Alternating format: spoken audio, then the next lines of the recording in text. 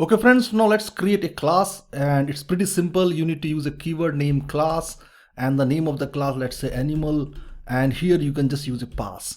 So why we are using a pass?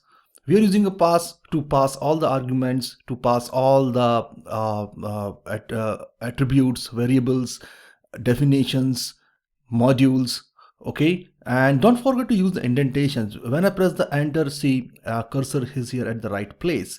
So here now I can create an object of this particular class animals, a, let's say animal. So this is how you can create an object. So this is one particular object with a unique identity. Now you can add the attribute. For example, for this animal I want to add an attribute, let's say a breed of my animal, and here I'm going to use, let's say, Labrador. Okay, let's say the color of this animal is, let's say, brown.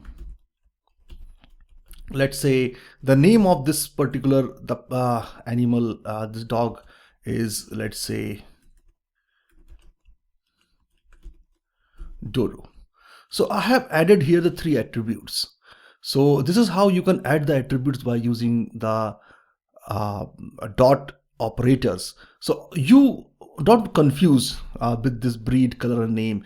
This is not yet defined inside the class, but it is still now available. Why? Because we are using the pass. We are passing the complete class. So it's now we have an opportunity to create our own attributes. So here let me print it. Let's say print a dot breed,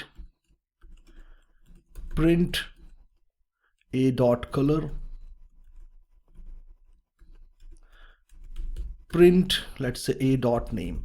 In the similar manner, you can create multiple animals. For example, this is an a, where a is the variable, class variable. You can also create some more variables like b, c, d, whatever the variable name you want to give.